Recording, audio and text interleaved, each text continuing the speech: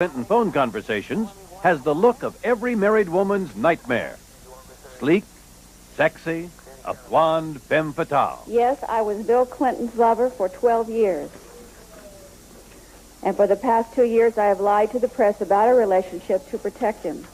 Sam, if somebody's willing to pay you $130,000 or $170,000 to say something, and you get your 15 minutes of fame, and you get your picture on the front page of every newspaper, and you're some failed cabaret singer who doesn't even have much of a resume to fall back on, and what's there she's lied about. You know, that's the daughter of Willie Horton, as far as I'm concerned. It's the same kind of attempt to keep the real issues of this country out of the mainstream debate where they need to be.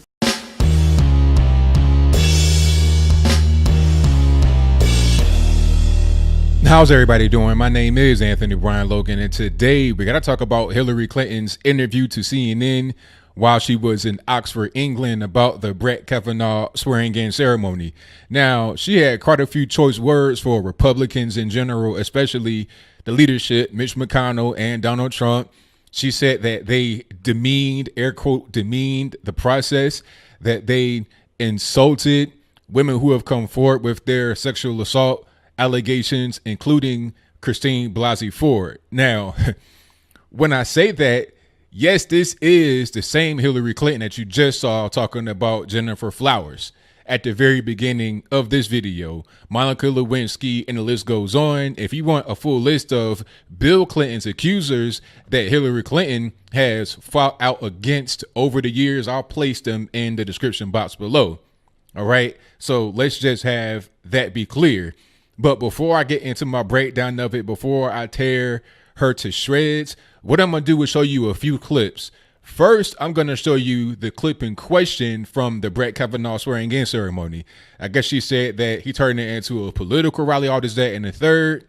All I heard in the ceremony was Donald Trump thanking everybody that allowed the process to go forward, senators and everybody else. And he also spoke very highly of Brett Kavanaugh himself, because this is about Brett Kavanaugh being sworn in. The one clip in question does refer to all of what I said, but I guess she took that as being political. After you see that clip, then you'll see her response in which she was talking about Republicans demeaning the process and insulting and attacking women that have come forward. After that, you'll see Trump's response to her interview. After we get done with all that, I'll talk about all those things and wrap it on up with a nice bow on top. So without further ado, let's go ahead and roll it. I would like to begin tonight's proceeding differently than perhaps any other event of such magnitude.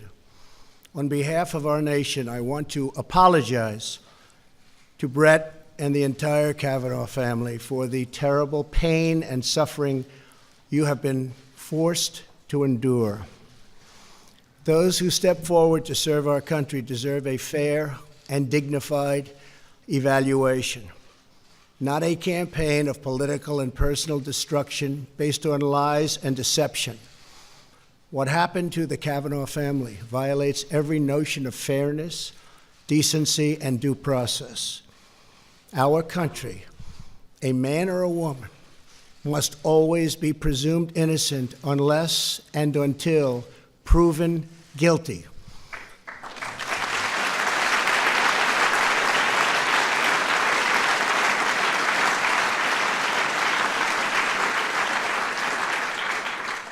And with that, I must state that you, sir, under historic scrutiny, were proven innocent. Thank you.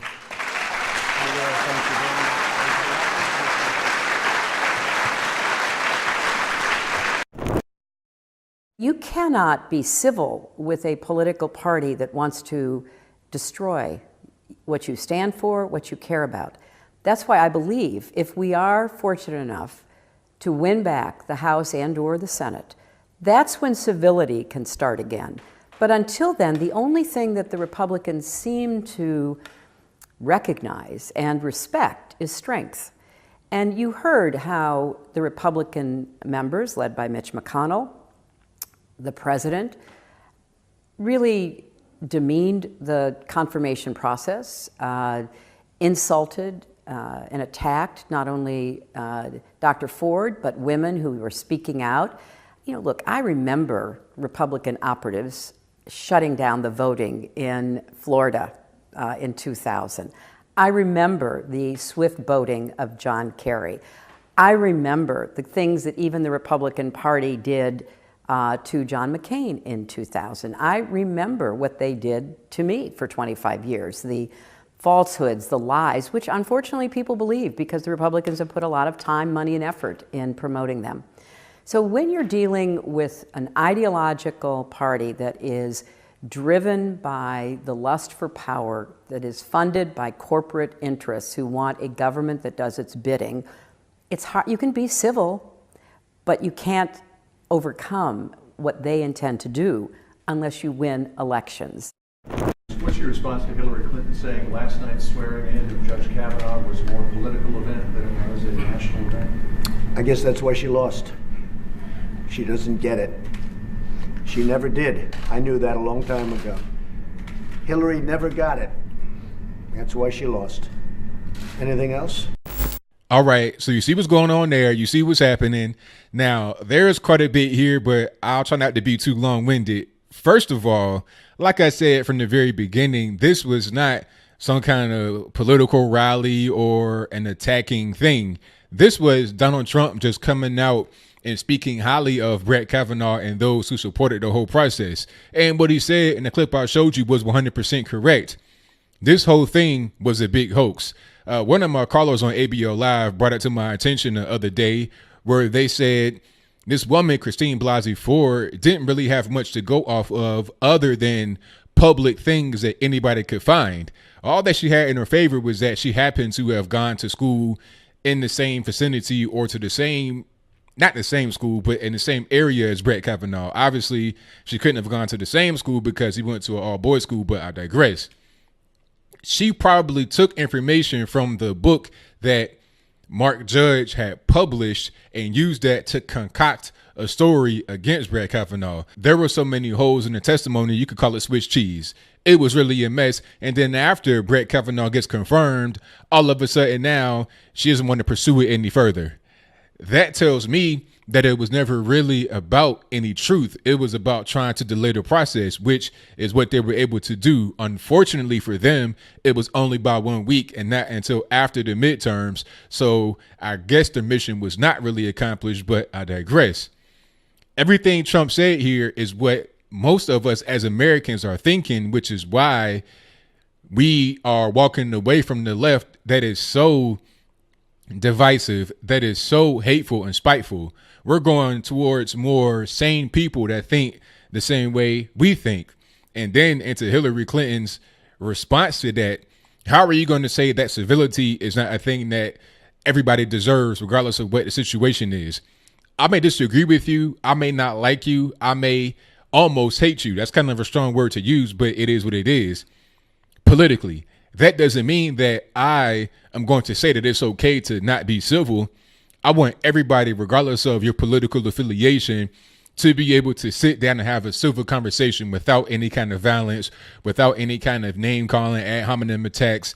Let's have a discussion and meet somewhere in the middle. I don't have to agree with you all the way, and likewise for you, but let's not have it be an uncivil thing. Hillary Clinton is promoting the exact thing that is tearing a lot of people, a lot of families in this country apart. I wouldn't say it's really widespread, like some would have you believe, but I do think it's a serious issue, and she ought to be ashamed of herself for promoting this. But at the same time, while I do not approve of what she's talking about, nor would I say that myself, is almost a blessing in disguise, because the more that the left from the top on down keeps promoting this type of behavior, the more people that we gain, because the average person does not agree with you, Hillary Clinton. The average person is cringing when they hear that. We don't want to have civility until we get in office. Republicans only respect strength. What are you talking about? We respect those who come to the table and do not behave like children. We respect people that are civil. We do not respect incivility. Actually, it's the exact opposite. Sometimes I wonder, is Hillary Clinton on our side? Is she truly a red pill? person on the low? Do we not know about it? Is she compromised? I'm not really sure what it is. She could be a double agent at this point, because all of what she's talking about does nothing to help their side. She is ramping up what she did during the 2016 election, probably because she can't get over it. At the same time, I think she knows she's not even really healthy enough to have won the presidential election, aside from her political stances. When she was in Oxford to give a speech about Eleanor Roosevelt unveiling the statue, she was coughing then.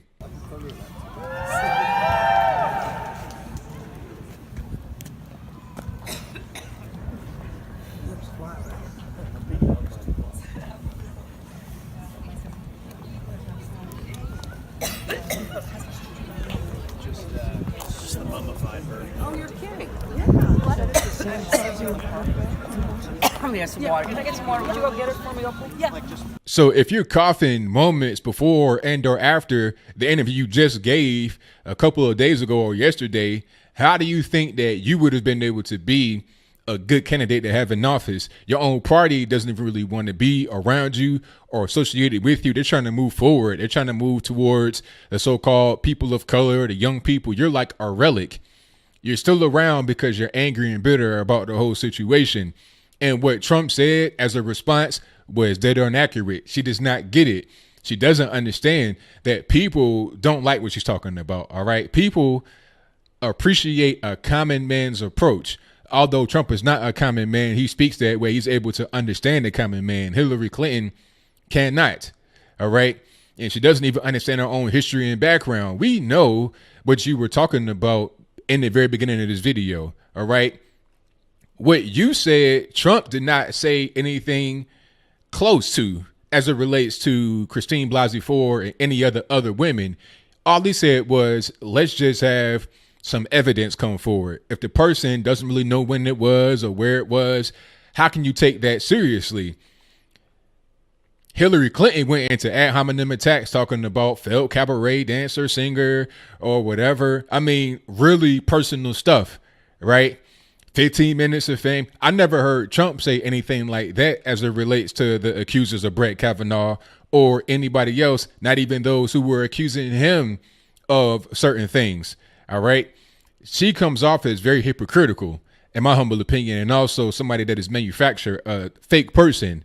If you say that Donald Trump, Mitch McConnell, Republicans in general are being incivil as it relates to the accusers of Brett Kavanaugh, then you got to take a long, deep look in the mirror and say the exact same thing about yourself, because we got the evidence, we got the tapes. And if you want to see the full version of what I played in the very beginning and also other clips of her saying similar things while she's defending her husband, Slick Willie, I'll place those in the description box below so you're able to see them for yourself, uncut, with no commentary from me. You'll be able to hear her in her own words, uninterrupted. So that is pretty much all I got. I mean, Democrats, liberals, whatever you want to call yourself, progressives, you guys don't get it if you think that what Hillary Clinton said is the right way to go. I don't agree with you guys over there. I don't even like you guys over there like that, but I would never, ever promote any kind of incivility, any kind of harm to come your way. I say, let's have meaningful debates. Let's be peaceful with each other and try to meet at a common ground. I think that I'm more of a centrist kind of person. I like to be able to understand both sides and come to a middle ground. But when one side is so far over to the left, what can you really do with that? It's hard to bring them to the center, because in their mind, they're thinking that they're a centrist too. They think that calling for violence against people, actually enacting violence against people, is okay as long as they have a different point of view than they do. But that's just not how it goes. So what do you think? Do you think that Hillary Clinton was on point here to call for incivility against Republicans until the Democrats gain power in the House and Senate? I mean, is that how it works? Or do we live in a banana republic? Do we live in some kind of third world country where you can kill your political opponents, and then once you get in power, it's all good because your political opponents are now deceased? This is some second world, third world, banana republic type stuff. This is not Western values. We don't operate that way. We don't just go out there and attack the opponents like that. You know, if you want to attack somebody, let it be through meaningful debate, not with this, Antifa, Black Lives Matter style stuff. That's not what we do. But whatever your comments are, please let me know in the comments.